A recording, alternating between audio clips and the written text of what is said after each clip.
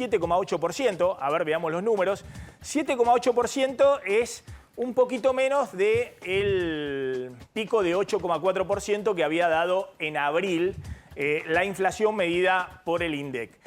Más allá de que el número esta vez está por debajo de lo que calculaban las consultoras privadas, en abril fue al revés, estuvo el INDEC por arriba de lo que calculaban las consultoras privadas. Más allá de algunas décimas más, algunas décimas menos, me parece que es interesante analizar qué hay detrás de este 7,8%. Que este es el dato, ¿no?, del INDEC, 7,8% en mayo. Acumula los primeros 5 meses del año, enero-mayo, 42,2% la inflación. Y últimos 12 meses ya está en 114,2%. Si uno mira qué pasó, que dio un poquito menos que abril, bueno, básicamente fue la carne. La carne y frutas y verduras, que algunas subieron fuerte, otras bajaron, es decir, lo que se llaman los productos estacionales, que jugaron, es la placa siguiente, jugaron muy a favor, si se quiere, porque por primera vez el índice de alimentos y bebidas dio por debajo y fuertemente por debajo de la inflación. Fíjense, el 7,8% que es la inflación de abril es lo que se llama la inflación núcleo, dio exactamente lo mismo, lo cual marca que la inflación está corriendo en ese ritmo, 7,8, 8% mensual. Eso anualizado da 150% anual de inflación.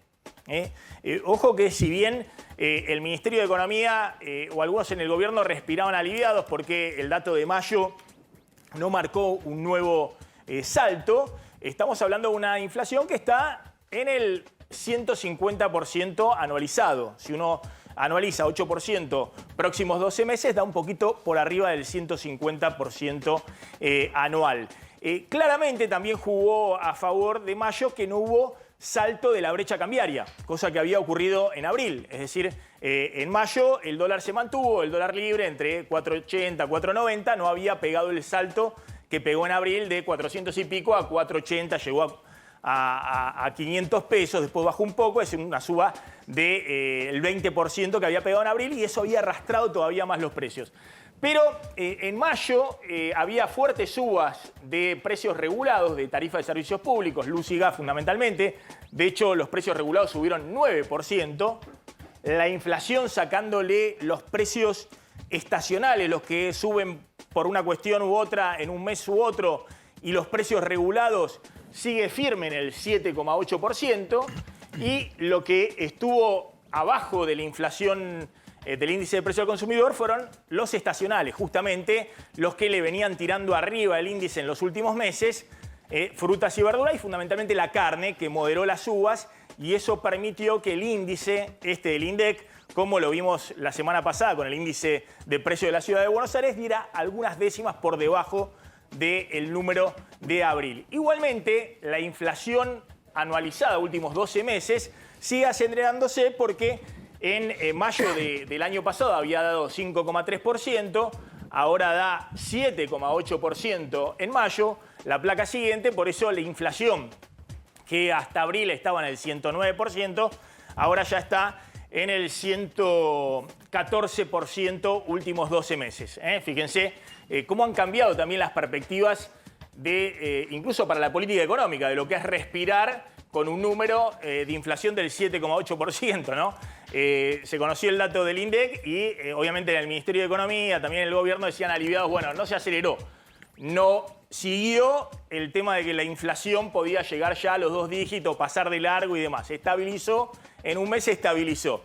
Claro, pero un año atrás, en junio del año pasado, antes de que le estalle a Guzmán la crisis cambiaria, cuando se desarma la deuda en pesos y el dólar pasa de 200 a 300 pesos, una suba del 50% en un mes, la brecha cambiaria, el dólar libre, y eso dispara una crisis generalizada dentro del gobierno, después la renuncia de Guzmán, Bataki, la renuncia de Bataki, después llega Sergio Massa, pero fíjense, en junio del año pasado había dado 5,2% la inflación, y la inflación acumulada últimos 12 meses estaba en el 64%.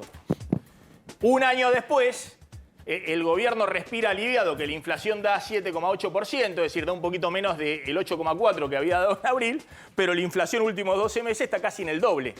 114%. Cómo se ha corrido todas las expectativas en términos de lo que tiene por delante el gobierno. Y la expectativa que tiene adelante el gobierno claramente es tratar de que esto se estabilice, entre comillas, en estos niveles. Digamos, que no siga escalando, que no haya una disparada de los dólares libres que espiralice todavía más la inflación y ir a otro régimen inflacionario. Básicamente lo que venimos contando como el objetivo principal de acá a agosto, que es hacer lo imposible para que no se dispare la brecha cambiaria.